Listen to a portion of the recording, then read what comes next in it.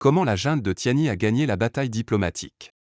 Au Niger, près de 6 mois après le coup d'État contre Mohamed Bazoum, ces tombeurs ont engrangé plusieurs victoires de taille sur la scène internationale. D'abord limité, dans la région, aux échanges avec ses voisins militaires, l'horizon diplomatique de la junte nigérienne s'est élargi en cette fin d'année 2023. Engagée dans une guerre de position pendant près de 5 mois, la Communauté économique des États de l'Afrique de l'Ouest, CEDEAO, et le régime du général Abdourahmane Tiani ont officiellement repris le dialogue par l'entremise du Togolais Faure Essozima Gnassingbé, interlocuteur privilégié des putschistes sahéliens. Après que, le 10 décembre, l'organisation ouest-africaine a reconnu que le gouvernement de Mohamed Bazoum avait été effectivement renversé par un coup d'État militaire, l'affrontement a laissé place aux négociations.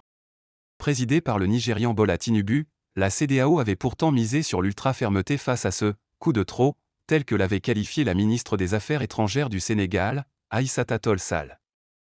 À l'époque, le Sénégal s'était dit prêt à recourir à la force pour rétablir Mohamed Bazoum dans ses fonctions, comme l'était le Bénin, la Côte d'Ivoire et surtout le Nigeria.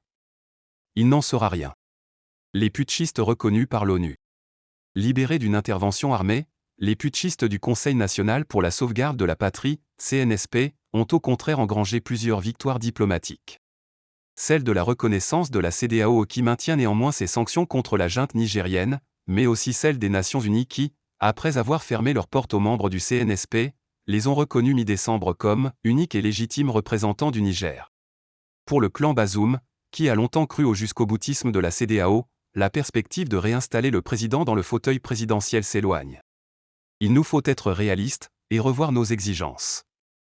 Le gouvernement du président Bazoum a été renversé, c'est un état de fait. Il nous faut sortir de cette situation, aller de l'avant. Et, pour cela, négocier avec le CNSP un retour rapide à l'ordre constitutionnel. Nous savons que les exigences passées ne sont pas réalisables, mais nous avons un minimum d'objectifs à atteindre, la libération de Mohamed Bazoum, de sa famille et des membres de son gouvernement, expliquait à ce sujet le ministre des Affaires étrangères béninois, Cheguin Bakary, dans les colonnes de Jeune Afrique en décembre. Le blocage nigérian. Alors que le président déchu est séquestré par ses anciens protecteurs de la garde présidentielle depuis près de 6 mois, le facteur tend à jouer en faveur de ses tombeurs. Par la force des choses, la junte nigérienne, qui n'a rien cédé, a gagné du terrain sur le plan diplomatique. Elle a également bénéficié de l'enlisement de la CEDEAO, dépassée par ses propres menaces. Retour en août 2023. Au Nigeria, l'idée d'une opération militaire ciblant le Niger est accueillie froidement. Bola Tinubu, qui a brandi la menace d'une intervention armée en tant que président en exercice de la CEDEAO, est rattrapé par les réalités de son pays et se heurte à de nombreuses réticences. Alors que le Nigeria est censé fournir l'essentiel des troupes en cas d'opération de la CEDEAO, l'option apparaît coûteuse pour ce pays dont l'économie est déjà largement éprouvée. Bola Tinubu a compris qu'en cas d'action armée au Niger, le Nigeria, en première ligne, aurait dû endosser une part substantielle de la facture. Or, Abuja n'a pas les moyens d'une guerre totale. Par ailleurs, le président nigérian a compris que, dans un contexte sécuritaire régional très volatile, tout recours à la force contre un régime aurait tourné à l'avantage des groupes djihadistes islamistes, décrypte Oleyinka Ajala, maître de conférences en politique et relations internationales à l'université Leeds Beckett, spécialiste de l'Afrique de l'Ouest. Alliance avec les juntes maliennes et burkinabè. Surtout, l'option est largement rejetée par les notables et la représentation parlementaire des régions du nord du pays, frontalières avec le Niger, qui craignent de payer un lourd tribut en cas de conflit entre le Niger et la CEDEAO.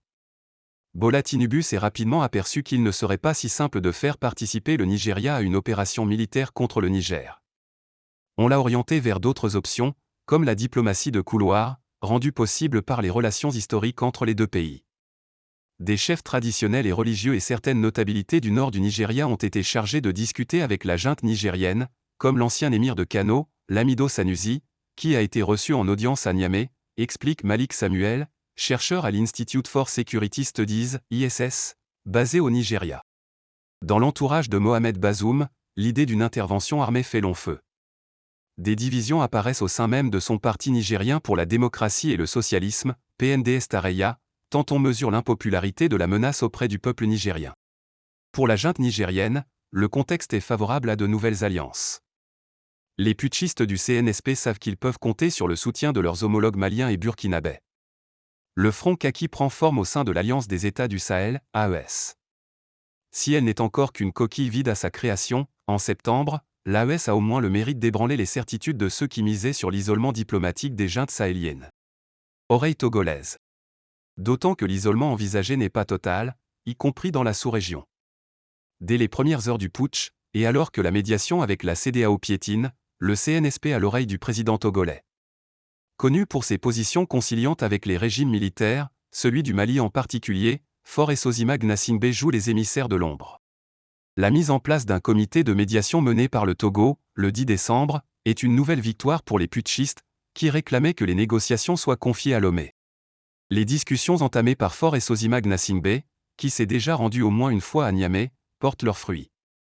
Le lundi 8 janvier, le fils du président renversé, Salem Mohamed Bazoum, a été libéré et s'est immédiatement envolé pour la capitale togolaise. Un premier gage, qui devrait permettre aux négociations d'avancer en vue d'une éventuelle levée des sanctions.